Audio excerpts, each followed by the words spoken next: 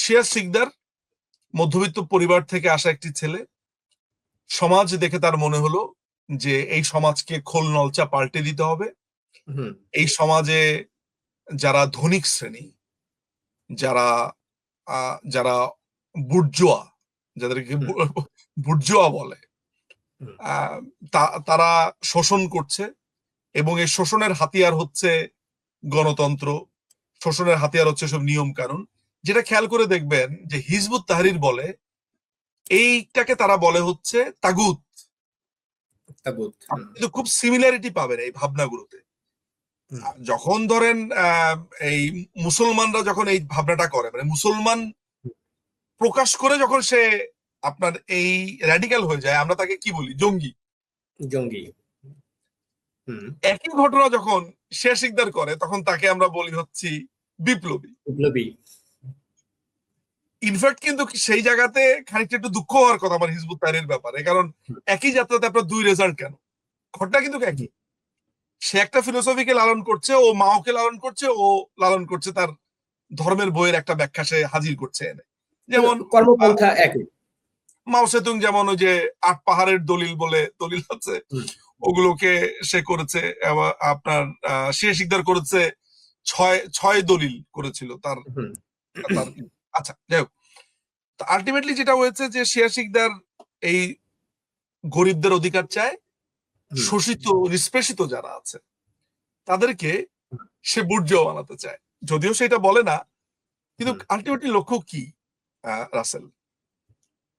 আমি আমার জীবন অভিজ্ঞতা থেকে যেটা বুঝেছি যে আমি কৃষকদেরকে আমি তাদের হিস্সা দিব।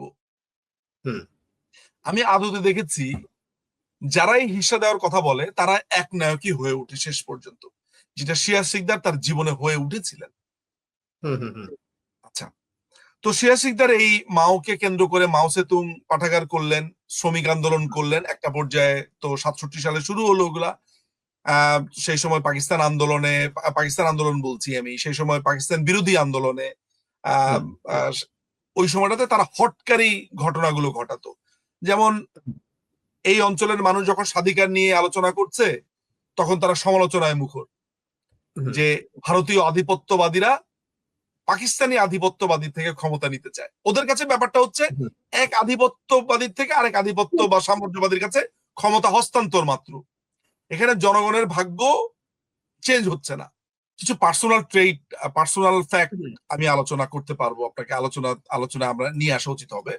হুম যেমন ধরেন যে শিয়া সিকদার আহ তার পার্টিতে সেলিম শাহনায়াজ ছিল, সেলিম শাহনায়াজ নামে ভদ্রলোক ছিলেন পার্টিতে, তার নাম হচ্ছে আপনার ফজলু। হুম হ্যাঁ, ফজলুই তো মনে হয় নাকি, সেলিম শাহনায়াজটাই বলাটা সেফ। সেলিম সেলিম শাহনায়াজ হুম পার্টিতে, তারই পার্টিতে আপনার মুক্তিযুদ্ধের সময় যুদ্ধ করেছে ফিরোজ কবিরের বোন বা হুম হুমায়ুন কবিরের বোন, আপনার হচ্ছে ছবি, ওনার নাম হচ্ছে আলমতাজ বেগম ছবি। হুম এই ছবিকে সেলিম শাহনামাজ দেখে পছন্দ করলো, পার্টিরই মেয়ে, পার্টিতে আছে ভাইয়ের সাথে। ফিরোজ কবির তো মারা গেল, মুক্তিযুদ্ধের সময় মারা গেল। হুমায়ুন কবির হচ্ছে পার্টি করে, খুবই পলিটিক্যাল সচেতন, ঢাকা ইউনিভার্সিটি বাংলার টিচার হুমায়ুন কবির। হুম তো আলমতাজ বেগম আহ এখানে আপনার ছবি, উনি এখানে এই পার্টিতে আছেন, তাকে দেখে সেলিম শাহনাজ পছন্দ করলেন। শিয়া সিকদার ঘোষণা দিলেন যে এখানে প্রেম করা যাবে না, প্রেম করা, এবং তারা বিয়ের সিদ্ধান্ত নিল, এবং বিয়ের সিদ্ধান্তকে বলা হলো একটা বুর্জুয়া সিদ্ধান্ত। তো এটা একটা বুর্জুয়া সিদ্ধান্ত, অর্থাৎ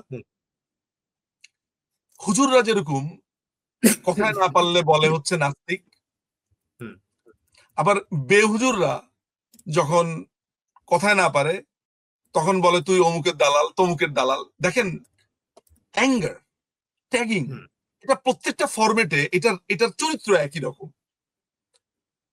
একজন বামপন্থী আপনাকে বুর্জুয়া বলে গালি দিচ্ছে, হুম আপনি যখন বা নিজেকে আপনাকে সাম্রাজ্যবাদী বলে বলছে। হুম একজন ধার্মিক লোক এইটাকে, এই সেম ঘটনাকেই নাম দিচ্ছে হচ্ছে তুই তো একটা মৌলবাদী হয়ে গেছিস। হুম হুম হুম বা আবার সরি, ধার্মিক লোক বলছে তাগুতি শক্তি। আবার নন ধার্মিক লোক বা নন ধার্মিক বলতে ধর্ম টর্ম বেইজে তার রাজনীতি না, সে বলছে জঙ্গি বা মৌলবাদী। হুম। ব্যাপারটা বুঝতে পারছেন? ফরম্যাট কিন্তু সেম, একই জিনিস। ফরম্যাটের নাম আলাদা। যেমন হুম। হাদিয়া দিয়া যায়, ভাই 2 টাকা দেন, চান্দা দেন। হুম। হ্যাঁ, এই ঈদে শুনছেন যে ওই যে আহ, বাসের মধ্যে ওই যে বিক্রি বাট্টা করে, যে এদেরকে কি বলে, ক্যানভা কি, 10 হকার টাকা 10 বা টাকা 10 টাকা, কোম্পানির হ্যাঁ, এক প্রাইস 5 টাকা 5 টাকা 5 টাকা, বলে না হুম, যে হুম, হুম, হুম, ধর্মের বই বিক্রি করে আমি টাকা নিব না, কিন্তু এইটার যে হুম, খরচ সেই হাদিয়া, অর্থাৎ শুধু সেটা দেবে। ঘটনা একই। সো আলটিমেটলি শিয়া শিকদার, সেলিম শাহনেওয়াজ ভালোবেসেছে ছবিকে, যার হুম, পার্টি নেম হচ্ছে, আমি তো সেদিনও লিখলাম, আমি মিনু। হুম, ভালোবেসেছে, কিন্তু শিয়া শিকদার সেই বিয়েতে রাজি না, কারণ হুম, বিয়েটা একটি সাম্রাজ্যবাদী আচরণ, এটি একটি এটি একটি বুর্জোয়া রাজনীতির অংশ, হুম, এবং আহ, ছবির যে জ্ঞান গরিমা সেটি অত্যন্ত নিম্ন পর্যায়ের। হুম, সে হচ্ছে এখনো ওর সমপর্যায়ে ক্লাসিফিকেশন করেছে। সেলিম হুম, শাহনাওয়াজকে রীতিমতো বাধা দেওয়া হলো।